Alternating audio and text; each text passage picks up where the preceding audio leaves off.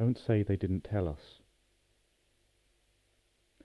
We the Mamos, from the heart of the world, that is also the heart of the universe, from our sacred house to Sierra Nevada to Santa Marta, Colombia, greet all our brothers and sisters of all the races of the world, the great brotherhood, all masters, the light workers, all of those who are on the path to change consciousness, to those who are awakening to a new consciousness, and also to all those who are still asleep.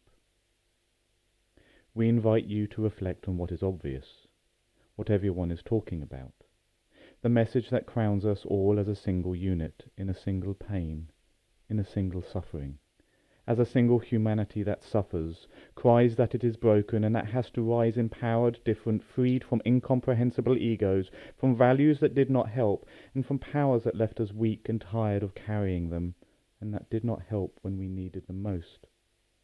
The Mother spoke.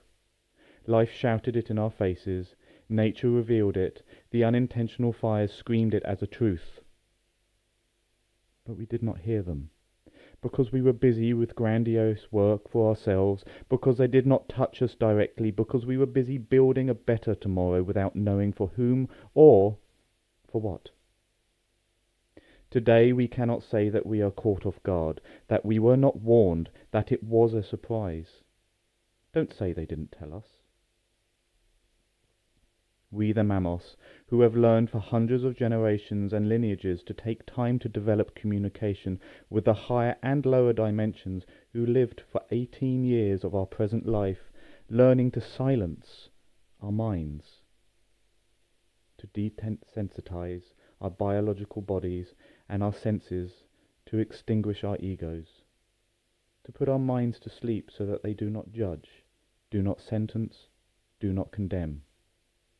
In those years, and until the end of our existence, we continue to learn to be Mamos, by sharpening the senses of the higher being and training ourselves to perceive, with the senses of the soul and the heart, the whisper of the divinity carried by the wind and breeze, the waters, the clouds, the mountains, the animals, the forests, the very small, like the bacteria, the visible and invisible beings, as the guardians of our sacred sites.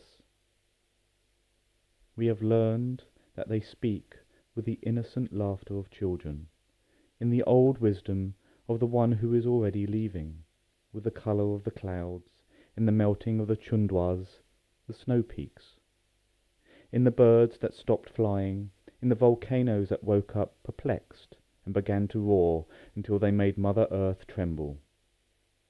We, the Mamos, read it, understood it, witnessed it when the slow and accurate walk of the Father Sun changed, hugging Mother Earth until she was burned, and when the lunar cycles no longer aligned with to direct life, the planting time and the harvest. Younger brothers and sisters, the things that may seem insignificant to you have enormous meaning for us, the Mamos. In every natural event, in every manifestation, the Mamos see a messenger and a message, a guardian, a teacher, a counselor, who offer us the opportunity to hear, to dialogue with them, with Mother Nature and with Mother Earth. Thus we learn the power to lead without insisting that others follow us. We call those viruses bacteria, those who do good things for us or who plague us or alter our time and space, our elder brothers.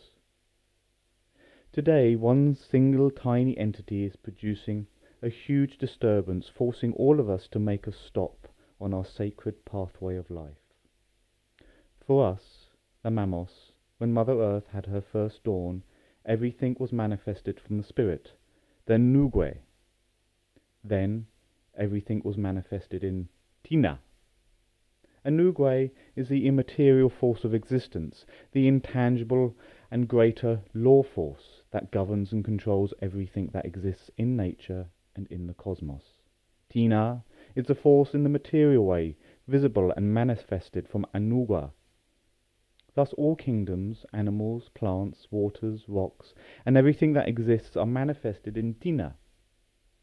They came first, ahead of us, in Anugwe, where they manifested as a supreme life force, the supreme force of life, of creation, and thus they had to continue in Tinua.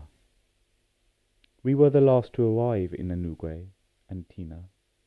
We arrived yesterday, and although we have not yet been able to understand what we came for, or why we were the last, nor what would be our sacred mission, or why we come to be with the elder brothers, we became their executioners, and as cannibals we began to consume and destroy many of them.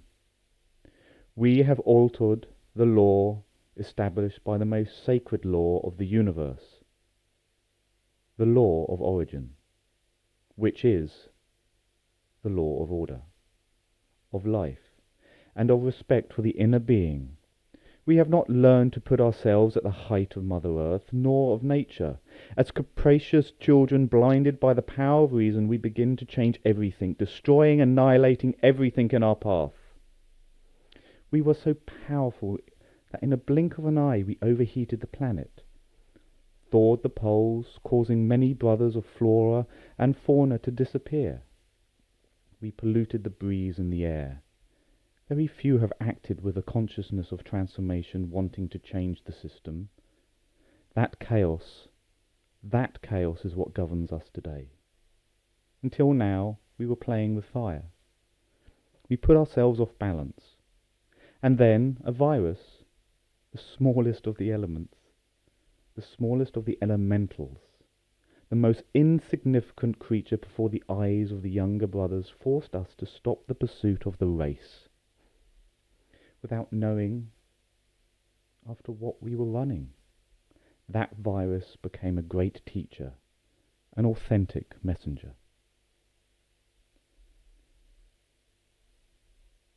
From our communication sites with the portals from the different dimensions, we, the Mamos, perceive that this teacher is fed by fear, vibrates with it, and is empowered by the fear that he perceives in all of us who feel terrified of losing what we have, what we built or planned to build. As humanity, we have been crowned with the vibration of fear.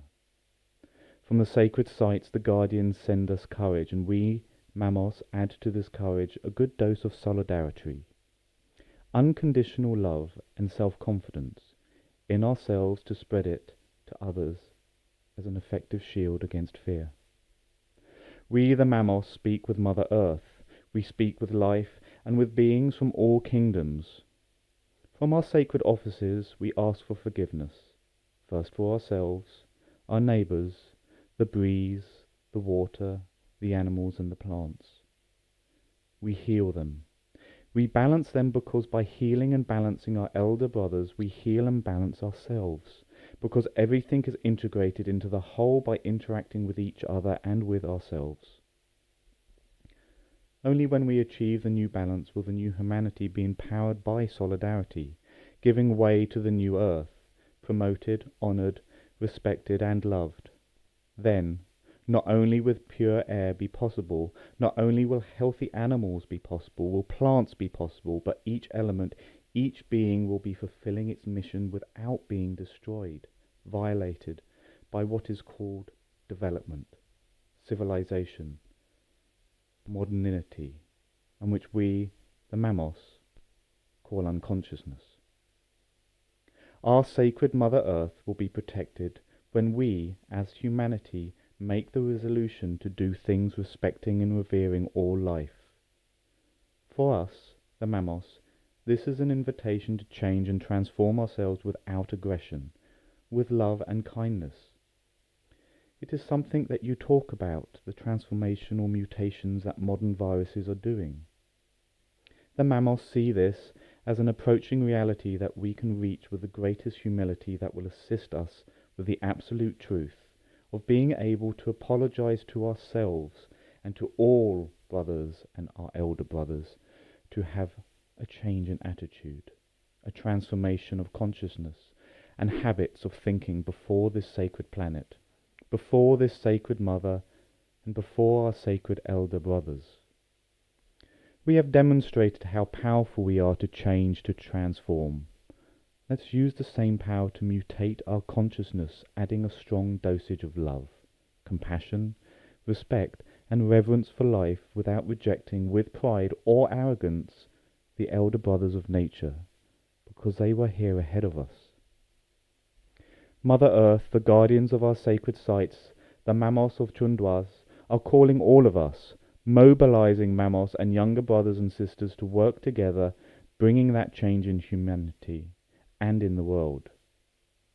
May the light, power, and love be with all of us to make that transformation during this time of change. Duni.